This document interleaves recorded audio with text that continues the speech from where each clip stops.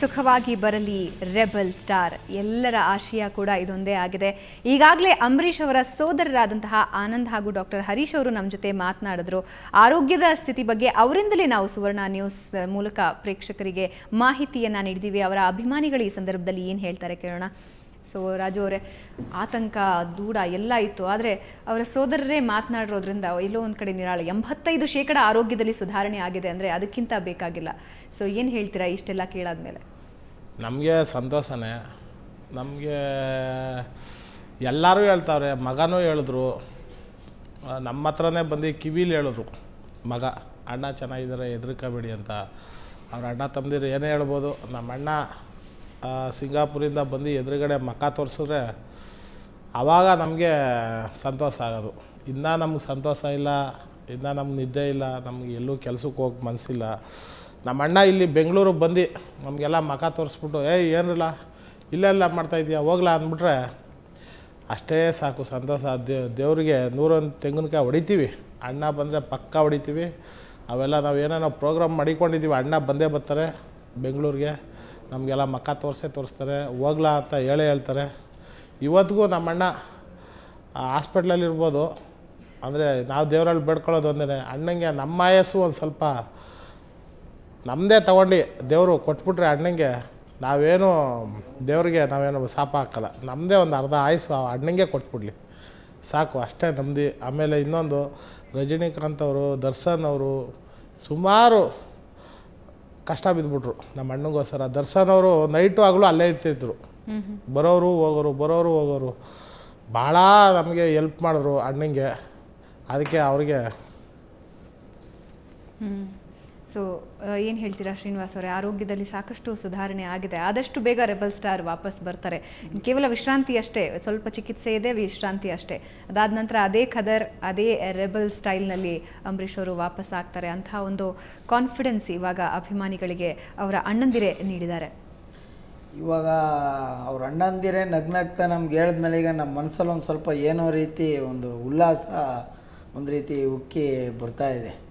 ಅವರೇ ನಗ್ನಗ್ತಾ ಏನೋ ಒಂದು 85% ಸುಧಾರಣೆ ಕಂಡಿದೆ ಅಂತೆಲ್ಲ ಹೇಳಿದ್ಮೇಲೆ ನಮಗೆ ಒಂದು ಸ್ವಲ್ಪ ಮನಸ್ಸಿಗೆ ಸಂತೋಷ ಆಗ್ತಾಯಿದೆ. ಅವರು 100% ಗುಣಮುಖರಾಗಿ ಬರ್ತಾರೆ ಅನ್ನೋ ನಂಬಿಕೆ ನಮಗಿದೆ. ಯಾಕೆಂದರೆ ಅವ್ರು ನಮ್ಮ ಅಂಬರೀಷ್ ಅಣ್ಣವರು ಕರ್ನಾಟಕದ ಸಂಪತ್ತು.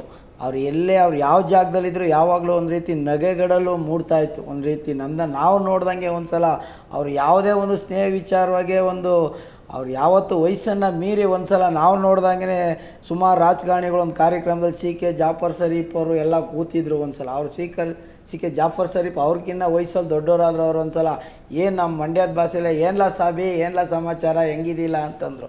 ಅವರು ಅಷ್ಟಂದರೂ ಕೂಡ ಅವರು ಸಿ ಕೆ ಜಾಫರ್ ಸಾಹೇಬ್ ತುಂಬ ತಪ್ಪಿಕೊಂಡು ಒಂದು ಆ ಜಾಗನೇ ಆಗೋ ಒಂದು ರೀತಿ ಸಂತೋಷದ ಕಡಲಲ್ಲಿ ಮುಳುಗೋಯ್ತು.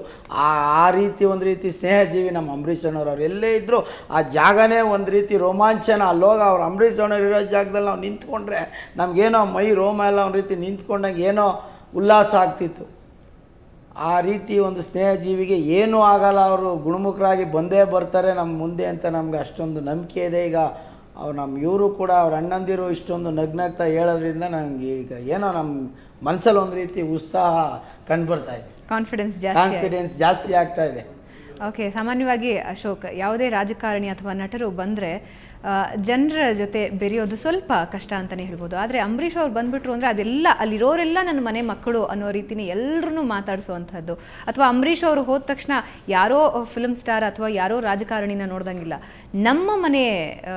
ನಮ್ಮ ಮನೆಯ ದೊಡ್ಡರು ಹಿರಿಯರು ಅನ್ನೋ ರೀತಿಯಾದಂತಹ ಭಾವ. ಎಲ್ಲೇ ಅಂಬರೀಷ್ ಅವರು ಹೋದರು, ಅದಕ್ಕೇನು ಹೇಳ್ತೀರಾ? ಮೇಡಮ್, ನಾವು 18 ವರ್ಷದಿಂದ ನೋಡ್ತಾಯಿದ್ದೀನಿ ಅಂಬರೀಷ್ ಅಣ್ಣನ.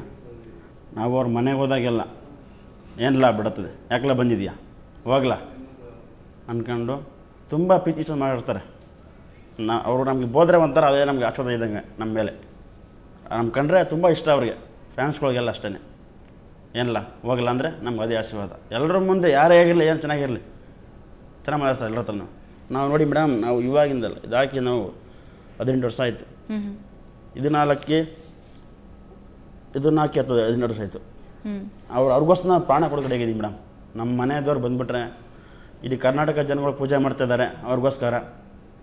ರಜನಿಕಾಂತ್ ಸರ್ ಬಂದರು, ನಮ್ಮ ದರ್ಶನ್ ಸರ್ ಅಂತೂ ತುಂಬ ಅಲ್ಲೇ ಇದ್ಬಿಟ್ಟಿದ್ರು ಪಾಪ, ಮನೆ ಮಗನ ಥರ ಇದ್ದಂಗೆ ಇದ್ದಾರೆ ಅವರು. ತುಂಬ ಇಷ್ಟಪಡ್ತಾರೆ.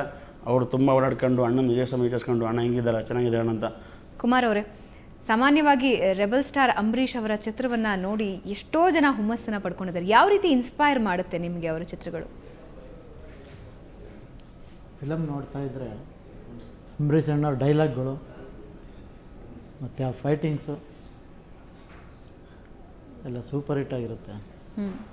ಮತ್ತು ಅವ್ರು ಮಾತಾಡೋ ಸ್ಟೈಲ್ ಇಲ್ಲ, ತಪ್ಪು ಯಾರ್ದಿದೆ ಅವ್ರಿಗೆ ಉಗ್ದಿ ಆ ಸ್ಥಳದಲ್ಲೇ ಪರಿಹಾರ ಮಾಡಿ ಬುದ್ಧಿ ಕಲ್ತ್ಕೊಂಡು ಹೋಗು ಅಂತ ಹೇಳಿ ಆ ರೀತಿಯಲ್ಲಿ ಅವರು ನ್ಯಾಯ ಕೊಡ್ತಿದ್ದವರು.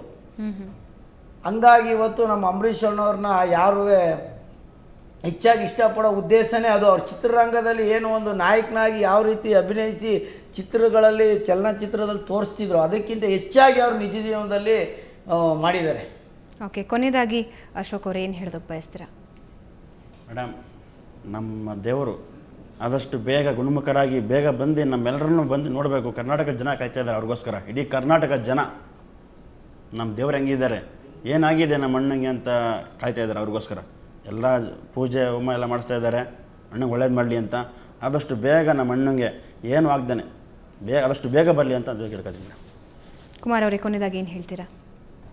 ನಮ್ಮದು ಅದೇ ರೀತಿ ನಮ್ಮ ಅಶೋಕ್ ಮತ್ತು ರಾಜು ಮತ್ತು ಶ್ರೀನಿವಾಸ್ ಹೇಳ್ತಾರೆ, ಅಣ್ಣವರು ಗುಣಮುಖವಾಗಿ ಬಂದು ನಾನು ಇದ್ದೀನಿ, ನಾನು ಬಂದಿದ್ದೀನಿ ಕಂಡ್ರಲ್ಲ, ಹೋಗಿರಲ್ಲ ಮನೆಗೆ, ಚೆನ್ನಾಗಿದ್ದೀನಿ ಅಂತ ಬಂದು ಎಲ್ಲರಿಗೂ ಕೈ ಬೀಸಿ ಹೇಳಿ ಮಾಡಿದ್ರೆ ಆವಾಗ ಎಲ್ಲ ಕರ್ನಾಟಕದ ಜನತೆಯೂ ಎಲ್ಲ ಸಂತೋಷ ಆಗುತ್ತೆ. ಇಷ್ಟು ಮಾತನ್ನು ಹೇಳಿ ಮಾತನಾಡ್ತಾರೆ. ಸೊ ವೀಕ್ಷಕರೇ, ಈಗ ಒಂದು ಚಿಕ್ಕ ಬ್ರೇಕ್ ನಂತರ ಈ ವಿಶೇಷ ಕಾರ್ಯಕ್ರಮ ಮತ್ತೆ ಮುಂದುವರಿಯುತ್ತೆ.